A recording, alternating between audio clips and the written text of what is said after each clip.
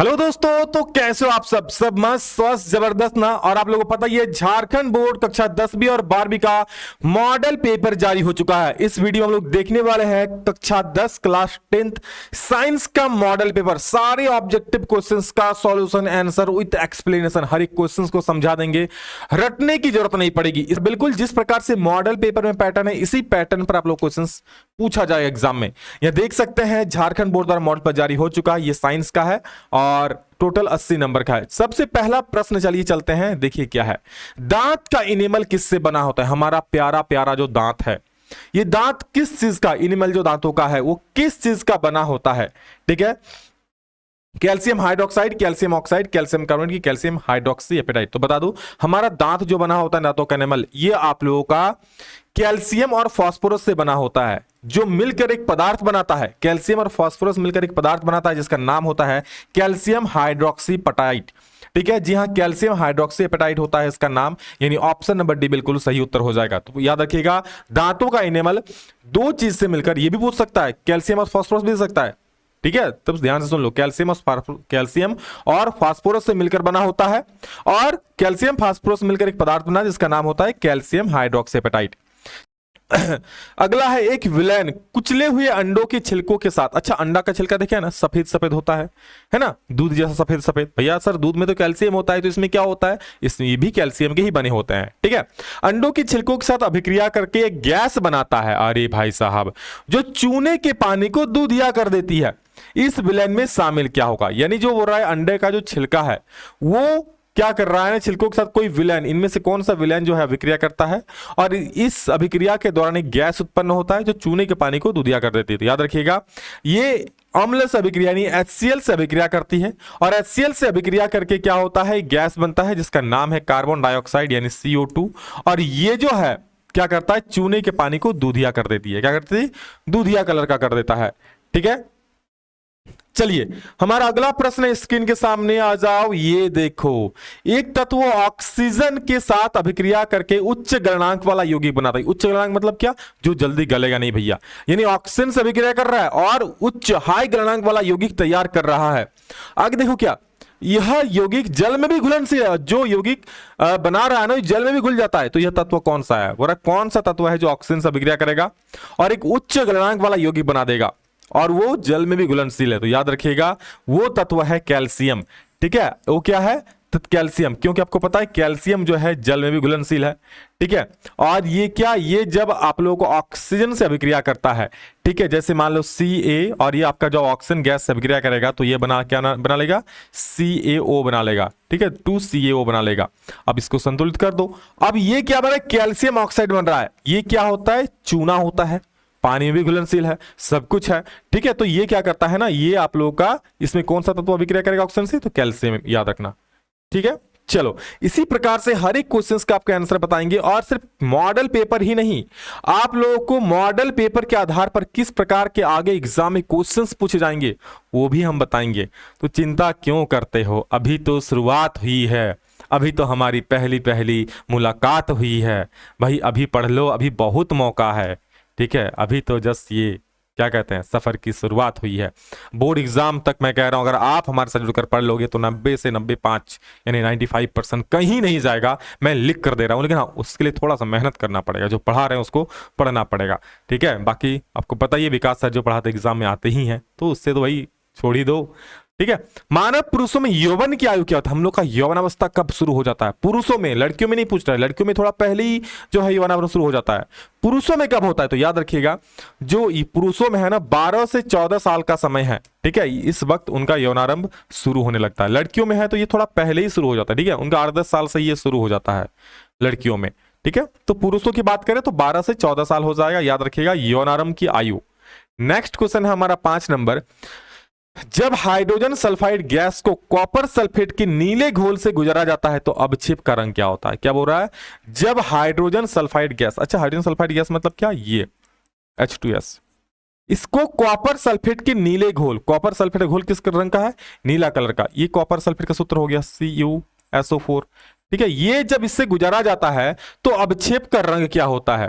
ये जब इससे अभिक्रिया कराता है ना, तो अब जो अवक्षेप बनता है, ठीक है, कॉपर सल्फाइड का, उसका जो रंग होता है वो क्या होता है, काला हो जाता है। क्या होता है, काला। यानी ऑप्शन नंबर ए बिल्कुल सही हो जाएगा। क्या हो जाएगा, जो अवक्षेप बनेगा। अच्छा, अवक्षेप मतलब पता क्या बनेगा, इससे जो बनेगा CuS जो बनेगा ये पानी में घुलनशील नहीं होगा, इसीलिए अवक्षेप मतलब क्या, ऐसा पदार्थ जो पानी में घुलनशील नहीं है। ठीक है, और ये कौन कलर का हो जाएगा जो अवक्षेप तैयार होगा, ये आप लोगों का काला कलर का हो जाएगा। कौन सा कलर का, काला कलर का। अगला क्वेश्चन है 6 नंबर। क्या क्वेश्चन है भैया, टाई टाई टाई, ये देखो, निम्न में कौन सा भौतिक परिवर्तन नहीं है, ये पूछा है। 4 ऑप्शन दिया गया है, चलिए दिखाते हैं इनमें से कौन सा भौतिक परिवर्तन नहीं है। तो चलो देखते हैं ऑप्शंस को, क्या क्या है। आंसू जल का उबलना, यानी भाई आंसू जल का उबालोगे बाष्प बन जाएगा। क्या बाष्प से फिर पानी नहीं बन सकता है, बिल्कुल भाई, उसको संघनित कर लो पानी बन जाएगा। ठीक है, मतलब ये क्या भौतिक परिवर्तन है, ये भौतिक परिवर्तन है, क्योंकि पानी से बाष्प बन रहा है, बाष्प पे फिर पानी भी बन जा रहा है। चीनी का कार्मेलाइजेशन, भैया ये जो है ना, ये आपका रासायनिक परिवर्तन, याद रखना, क्योंकि इसके बाद जो है पानी में नमक का विघटन, पानी में आप नमक को घोल दोगे, फिर उसको भाई गर्म करके लास्ट में नमक ला लोगे। यानी पानी में नमक को घोल भी लोगे और हम चाहें तो उससे नमक निकाल भी सकते हैं, उसको आग में जला करके, मतलब गर्म करके। लेकिन चीनी का जो कार्मेलाइजेशन है ना, चीनी का कार्मेलाइजेशन, ये आप लोगों का जो है ये आपका रासायनिक परिवर्तन है। क्या हो जाएगा, रासायनिक परिवर्तन। ऑप्शन नंबर बी आपका रासायनिक परिवर्तन हो जाएगा। फूल का मादा प्रजनन भाग होता है, देखिए फूल का जो 2 भाग होता है, एक होता है नर प्रजनन भाग, एक होता है मादा प्रजनन भाग। जो नर प्रजनन भाग होता है, जो नर जनन तंत्र होता है, उसको बोलता है पुंकेसर, और जो मादा जनन तंत्र होता है उसको बोलते हैं स्त्री केसर। यहां पर मादा प्रजनन तथा स्त्री केसर में 3 चीज होता है, याद रखिएगा। स्त्री केसर में क्या होता है, एक होता है वर्तिका, एक होता है वर्तिकाग्र, और एक होता है अंडाशय। ऐसे आप जान सकते हो अंडाशय कहां है, देखो यहां अंडाशय, यहां अंडाशय, मतलब इन्हीं दोनों में से कोई होगा। ठीक है, यहाँ तो अंडा, यहाँ तो परागकोश तो पुरुष पुंकेसर में होता है, परागकोश पुंकेसर में होता है, ये तो होगा नहीं, ये कट गया ऐसे ही है। यहाँ क्या है, वर्तिकाग्र और वर्तिका, ये दोनों होते हैं। ठीक है, थैलेमस ये सब थोड़े होता है, ये सब तो दिमाग में होता है भाई। ठीक है, तो क्या हो जाएगा इसका सही उत्तर, इसका हो जाएगा वर्तिकाग्र, अंडाशय और वर्तिका।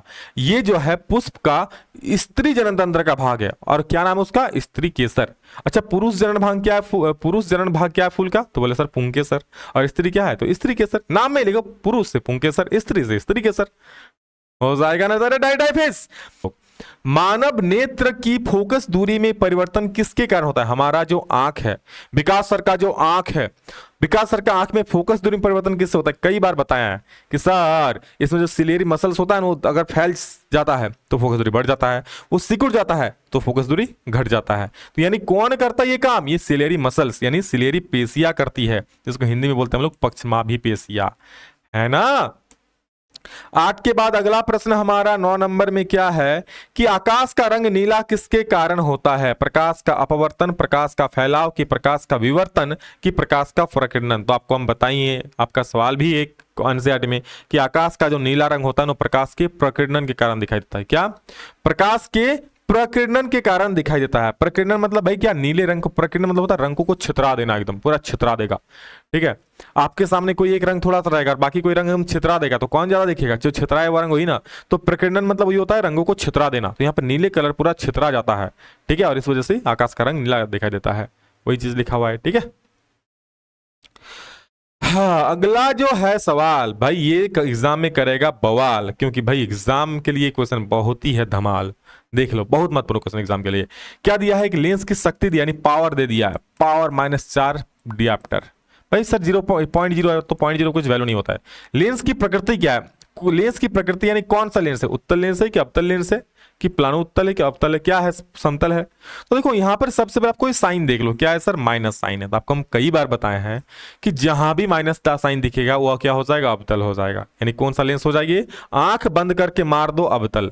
तो सर आंख बंद रहेगा तो मारेंगे कैसे सर, दूसरी जगह टिक हो जाएगा, मतलब मैं ये कर रहा हूं बिना सोचे समझे मारो अवतल।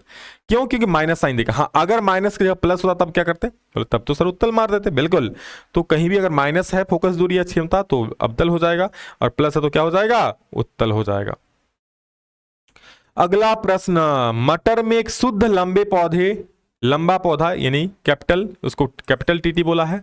कोई एक शुद्ध बौने पौधे, छोटा या बौना पौधा बोल सकते, इसको स्मॉल टी के द्वारा निरूपित किया गया है, के साथ संकरित किया जाता है। F2 पीढ़ी में शुद्ध लंबे पौधे और शुद्ध छोटे बौने पौधे का, शुद्ध छोटे पौधे का अनुपात क्या, वो क्या बोल रहा है कि F2 पीढ़ी में जो शुद्ध लंबा पौधा और शुद्ध छोटा पौधा का अनुपात क्या हो जाएगा। तो इस प्रकार से जब हम लोग संकरण कराएंगे ना, तो आप लोगों का सिर्फ जो लंबा है ये इस प्रकार से एक मिलेगा और जो छोटा है सिर्फ इस प्रकार से एक मिलेगा, यानी ये एगो मिलेगा, ये एगो मिलेगा। ठीक है, जब हम लोग संकरण कराएंगे तो ठीक है, तो यहाँ पर 1:1 हो जाएगा। समझ रहे हो, जब बड़ा पौधा को हम लोग छोटे पौधे संकरण करा रहे, यानी उनसे हम कह सकते हो कि हाइब्रिडेशन करके बीज निकाल रहे हैं, और उससे जो पता चल रहा है शुद्ध छोटा और शुद्ध बड़ा पौधा का जो अनुपात है, यानी बड़े पौधे भी एक बनेंगे और छोटे पौधे भी एक बनेंगे, इसका अनुपात निकालेंगे तो 1:1 आ जाएगा। ऑप्शन नंबर सी इसका सही उत्तर हो जाएगा। क्लियर है। नेक्स्ट क्वेश्चन हमारा क्या है, एक वस्तु अवतल दर्पण के सामने 20 सेंटीमीटर की दूरी पर रखी गई है। कोई वस्तु है जो अवतल दर्पण के सामने 20 सेंटीमीटर दूरी पर रखा गया है, जिसकी फोकस दूरी 25 सेंटीमीटर है। अवतल दर्पण है, सामने 20 सेंटीमीटर दूरी पर रखा, यानी वस्तु का दूरी दिया हुआ है और वस्तु का दूरी हमेशा किस में होता है, माइनस में होता है, तो 20 सेंटीमीटर हो गया।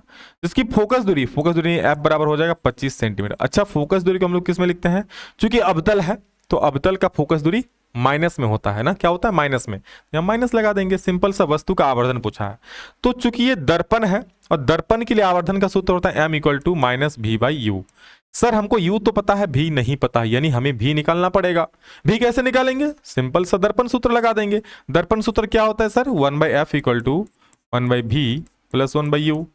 देख के वैल्यू बैठा 1/f यानी 1/-25 हो जाएगा, इक्वल टू 1/v, तो 1/v और प्लस 1/u। u का मान कितना है सर, u का मान है -20, है ना।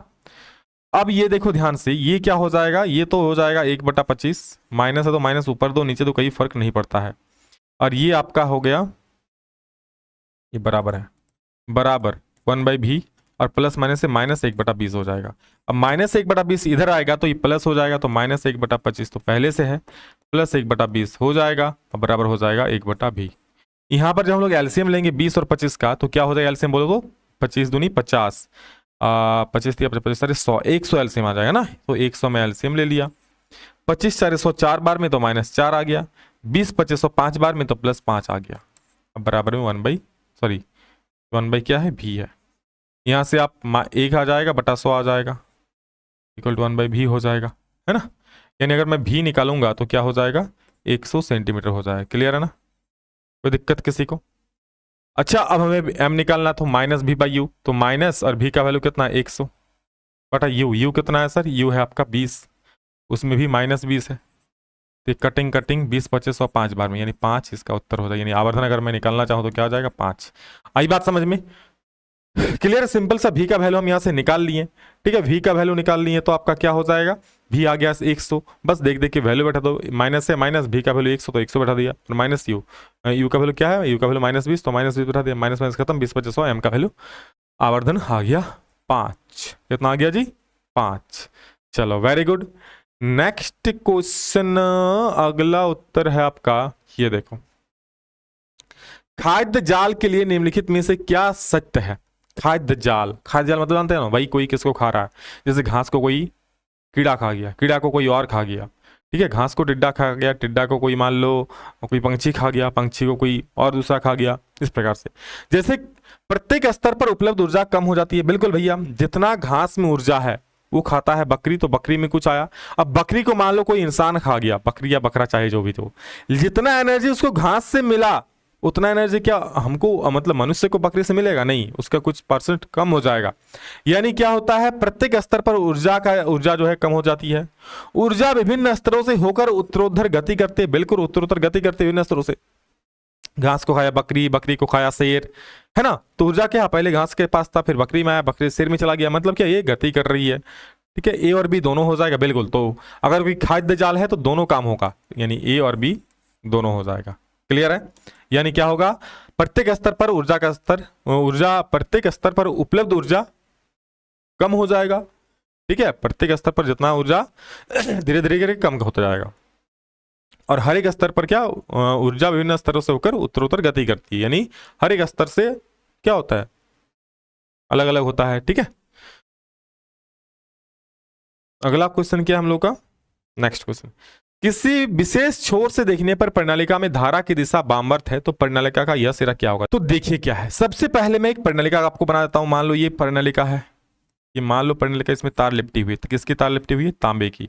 इस प्रकार से मान लो तांबे की तार इसमें पूरा लिपटा हुआ है, ठीक है, पूरा तार लिपटा हुआ है। अब क्या बोल रहा है कि परिनालिका विशेष छोर से हम देख, कोई भी छोर से, या तो इधर से या फिर इधर से देख रहे हैं, परिनालिका में धारा की दिशा वामवर्त है। वामवर्त मतलब क्या?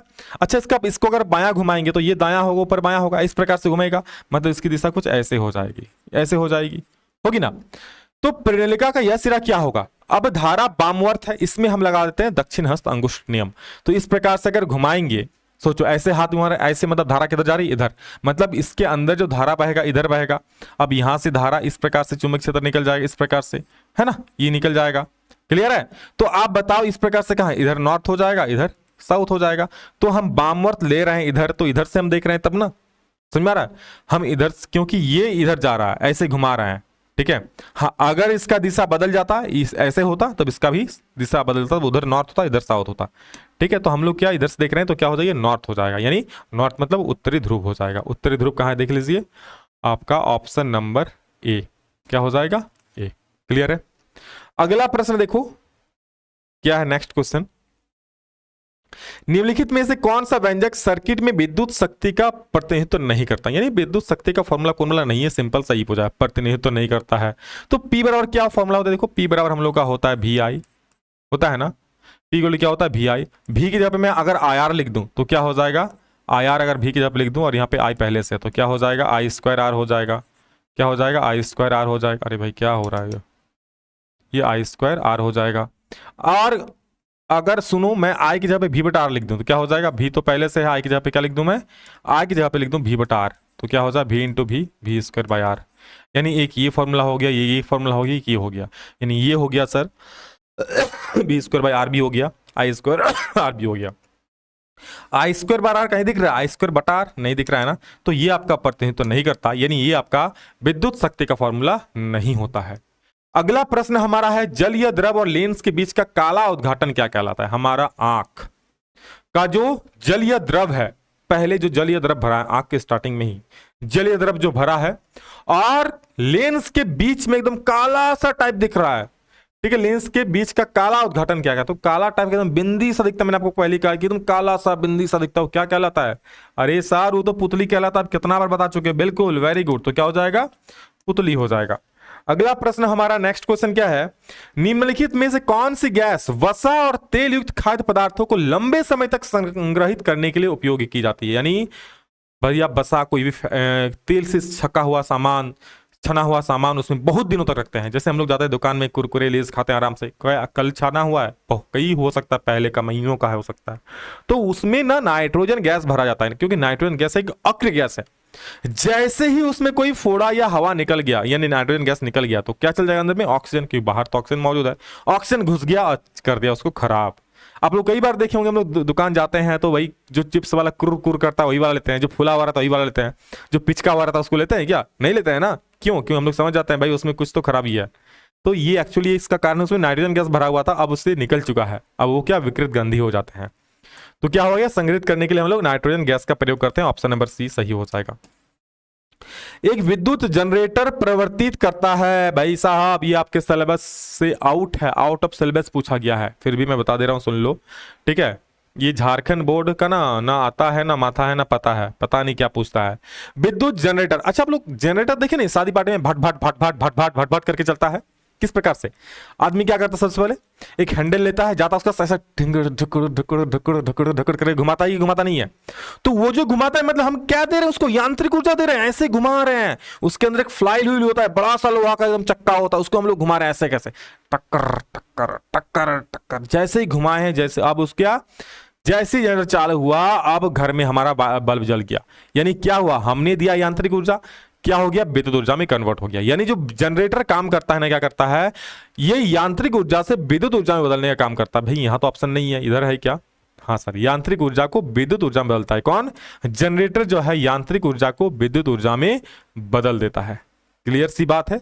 तो ऑप्शन नंबर डी इसका सही हो जाएगा। हाँ, अगर आपको मोटर पूछ दे तो मोटर क्या करता है, देखिए ना, पंप पे मोटर लगाता है, क्या करता है, पंप इलेक्ट्रिसिटी देंगे तभी जल फेंकेगा, तो जल फेंक रहा है वो तो यांत्रिक ऊर्जा हो गया। पानी जा रहा है, पानी बह रहा है, कौन सा ऊर्जा, यांत्रिक ऊर्जा है।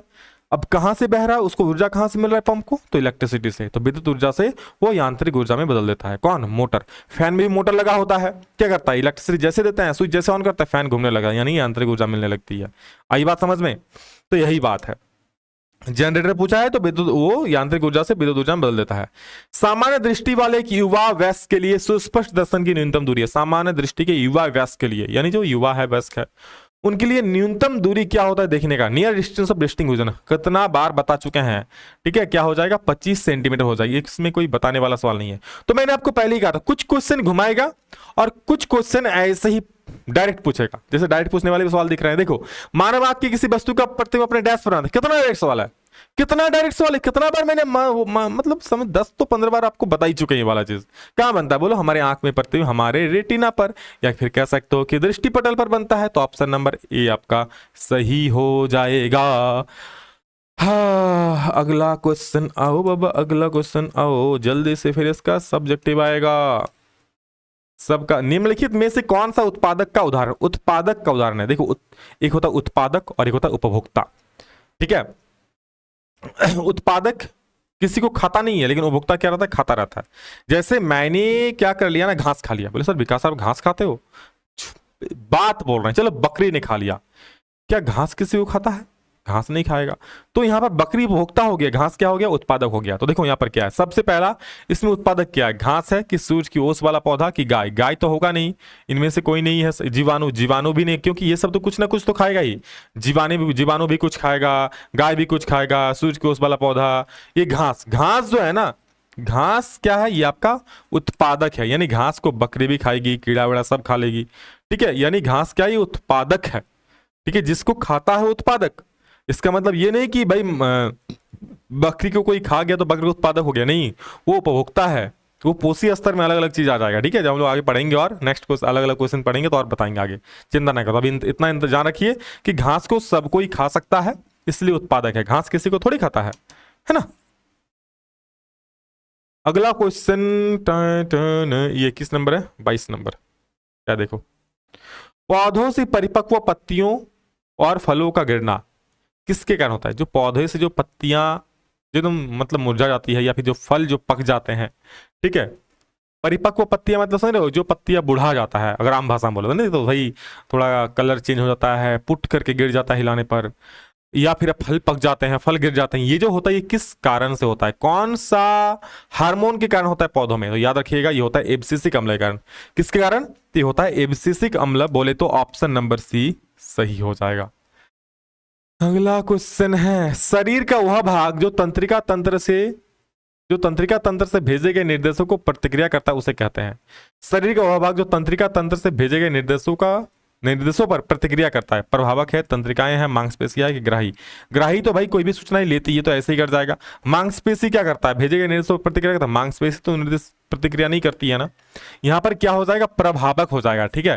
तंत्रिकाएं भी तो सूचनाओं का आदान प्रदान करती है, यहां पर जो सही उत्तर क्या हो जाएगा, प्रभावक हो जाएगा, याद रखिएगा। नेक्स्ट क्वेश्चन 24 नंबर कहां गया जी, ये लो, कौन सा रेफ्रिजरेंट ओजोन परत के क्षय का क्षरण के लिए जिम्मेवार है। रेफ्रिजरेंट मतलब होता है जिसको हम लोग फ्रिज के पाइप में डालते हैं, जो फ्रिज को ठंडा रखता है, ठीक है। इसमें से कौन सा रेफ्रिजरेंट है जो ओजोन परत के लिए क्षरण के लिए जिम्मेवार है, यानी ओजोन परत के लिए हानिकारक है। आपको कई बार हम बता चुके हैं, CFC होता है, यानी क्लोरोफ्लोरोकार्बन, एक रेफ्रिजरेंट के तौर पर हम लोग इसको यूज करते हैं। फ्रिज में रेफ्रिजरेंट डालते हैं, पता है फ्रिज में रेफ्रिजरेंट क्यों डालते हैं, ताकि वही तो फ्रिज में ठंडा ज्यादा करता है ना। तो ये होता है CFC यानी क्लोरोफ्लोरोकार्बन, ये हम इसको लोग फ्रिज में डालते हैं, और ये क्या करता है, ये ओजोन परत के लिए बहुत ही खतरनाक है, समझ लो। निम्नलिखित में से कौन जल के साथ अधिक अभिक्रिया करता है, सोडियम, मैग्नीशियम, एल्युमिनियम, लोहा। तो आप खुद बता दो ना, इनमें से कौन सबसे ज्यादा अभिक्रियाशील तो बताइए। सबसे पहले होता है सोडियम, कनाका यानी पोटेशियम, फिर सोडियम, ठीक है, उसका मैग्नीशियम, एल्युमिनियम ये सब होता है। तो यहाँ पर सोडियम जो है धातु, ये सबसे अधिक अभिक्रियाशील है इनमें से। अगला क्वेश्चन है, यौगिक दिया हुआ है CH3 CH2 CHO का नाम क्या है, जरा देख लो। के कार्बन है, एगो, दोगो, तीन गो, और ये CHO जो है ना, ये एल्डिहाइड है। क्या भैया, ये आपका एल्डिहाइड है, ठीक है, एल्डिहाइड है, ठीक है। अच्छा, एल्डिहाइड जो होता है इसको लोग नाम कैसे करते हैं, देखो 1 2 3 यानी मीथेन, इथेन, प्रोपेन। तो प्रोपेनल हो जाए, क्या हो जाएगा, प्रोपेनल। कहीं दिख रहा है ऑप्शन, प्रोपेनॉल और प्रोपेनल में फर्क होता है। ये नॉल जो है ना ये अल्कोहल ग्रुप का है, ध्यान दीजिएगा, और ये नल जो है ये आपका एल्डिहाइड ग्रुप का है। तो जहीं भी आपको एल्डिहाइड दिखे तो नल होगा, और अल्कोहल दिखे तो आपका ये OH दिखे तो नॉल हो जाएगा, ठीक है। और आपका और होता है कार्बोक्सिलिक अम्ल का होता है COOH होता है। उसके बाद कीटोन होता है जिसमें आपका डबल बॉन्ड CO हो जाता है, ये आपका आगे आएगा तो बताएंगे, लेकिन अभी इतना याद रख लो कि इसमें पूछा है क्या, इसका नाम क्या है। तो 1 2 3 यानी मिथ इथ प्रोप, और यहाँ पर एल्डिहाइड है तो प्रोपेनल हो जाएगा, ऑप्शन नंबर डी हो जाएगा। हाँ, अगर ये नहीं होता, सिर्फ OH होता तो आपका प्रोपेनॉल हो जाता, ठीक है। प्रोपेनॉल बोल रहे हैं तो एक कार्बन हट जाएगा तो मेथन इथेनॉल हो जाएगा, ठीक है ना। अगला प्रश्न देखो, हाँ एक बहुत ही अच्छा है। अभिक्रिया दिया गया है C6H12O6 यानी ग्लूकोज का सूत्र है, ये ऑक्सीजन से अभिक्रिया कर रहा है, ये बना रहा है कार्बन डाइऑक्साइड, जल और ऊर्जा। भाई ऊर्जा मिल रहा है ना, तो ऊर्जा मिल रहा है ना, आपसे क्या पूछा है कि पहचान कीजिए अपघटन, उष्मा क्षेपी, उष्मा शोषी की विस्थापन। तो जहां भी आपको कई बार हम बताएं, जो समझे हैं वो तो मार देगा कि सर जहां भी हमें ऊर्जा अगर मिल रहा है तो उष्मा क्षेपी, और अगर हमें ऊर्जा देना पड़ रहा है तो क्या हो जाएगा, उष्मा शोषी। तो यह क्या हो जाएगा, ये आपका ऊर्जा हमें मिल रहा है तो क्या हो जाएगा, उष्मा क्षेपी अभिक्रिया हो जाएगा। हाँ, अगला देखो, एक न्यूरॉन के भीतर सूचना कैसे प्रवाहित होता है। अच्छा न्यूरॉन देखो, मुझे फिगर उतना बनाना नहीं आता, लेकिन फिर भी मैं आपको चलो एक थोड़ा सा हिंट देके बनाने का प्रयास करता हूं, ठीक है। ठीक है, यहां से मान लो एक तंत्रिका तंत्र बना दे रहा हूं, ठीक है, इस प्रकार से। अब इसके अंत में इस प्रकार से हो जाता है, ठीक है, इस प्रकार से, ठीक है। अब यहां पर क्या देखेंगे हम लोग, ये जो होता है ना ये आपका द्रुमिका होता है। क्या होता है ये द्रुमिका होती है। तो कोई भी सूचना जो सबसे पहले आती है ना वो द्रुमिका में आती है।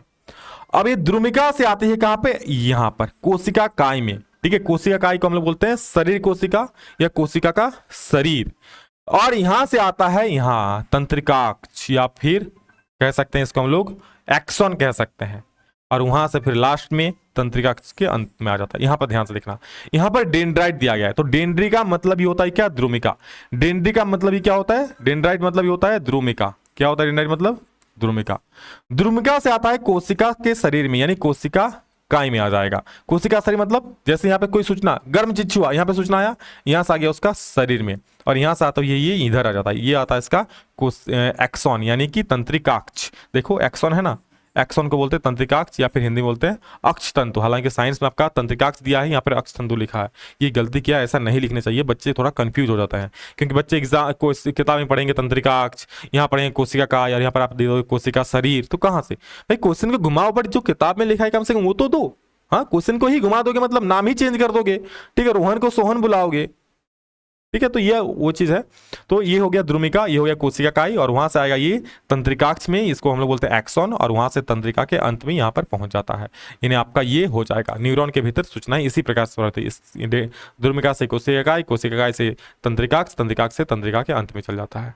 क्लियर है।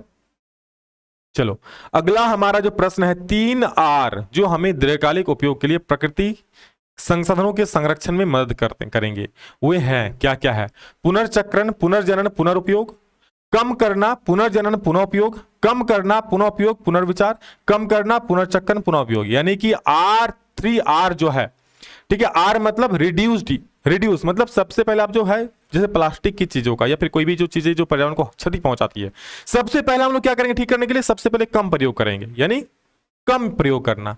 उसके बाद अगर प्रयोग कर भी लिए तो हम लोग उसका पुनर्चक्रण कर लेंगे, या कि दोबारा वो यूज हो जाए, पुनर्चक्रण करके ऐसी चीजें, ठीक है, पुनर्चक्रण, और उसका फिर करेंगे पुनः उपयोग करेंगे, तो क्या हो जाएगा, कम यूज करेंगे। उसके बाद अगर कर रहे हैं तो पुनर्चक्रण करेंगे, और पुनर्चक्रण करके उसको वापस यूज कर लेंगे, यानी ऑप्शन नंबर घ बिल्कुल सही हो जाएगा जी। आई बात समझ में।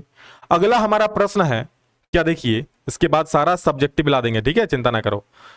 रंध्र छिद्र का खुलना और बंद होना इस पर निर्भर करता है। रंध्र का छिद्र कहां होता है पता है, ये पत्तियां है ना, अच्छा सॉरी, ये आपका मान लो कोई पत्तियां है, ठीक है, ये कोई पत्तियां है, पत्ती में छोटे छोटे छिद्र होते हैं जो हमको दिखते नहीं है, ठीक है, अब हमें थोड़ी दिखेंगे वो, ठीक है। ये जो छिद्र होता है ना, ये जब इसमें पानी की मात्रा बढ़ जाती है तो छिद्र खुल जाता है, जब पानी की मात्रा घट जाती है तो छिद्र बंद हो जाता है, मतलब जब नॉर्मल आ जाता है तो ये पूछा है रंध्र का खुलना, रंध्र छिद्र खुलना और बंद होना किस पर निर्भर करता है? ऑक्सीजन पर बिल्कुल नहीं, तापमान पर बिल्कुल नहीं, द्वार कोशिकाओं में जल, बिल्कुल। ये जो रंध्र होते हैं उसमें द्वार कोशिकाएं, जिससे कोई गेट के सामने किस प्रकार द्वारपाल खड़े होते हैं, उसी प्रकार यहां पर द्वार, क्या बोल रहे हैं ये द्वार कोशिका होते हैं। जैसे पानी की मात्रा हुआ ये खुल गया, पानी की मात्रा नॉर्मल हो गया, पानी की मात्रा नॉर्मल हो गया, ये बंद हो गया, इस प्रकार से, ठीक है ना। तो ये चीजें हैं यहां पर द्वार कोशिकाओं में जल, तो द्वार कोशिकाओं में कितना जल है इस पर डिपेंड करता है इसका खुलना और बंद होना, ऑप्शन नंबर सी। तो ये था सारा आपका ऑब्जेक्टिव। इस वीडियो में इतना ही, मिलेंगे दूसरा में जल्द ही, तब तक के लिए जय हिंद, वंदे मातरम।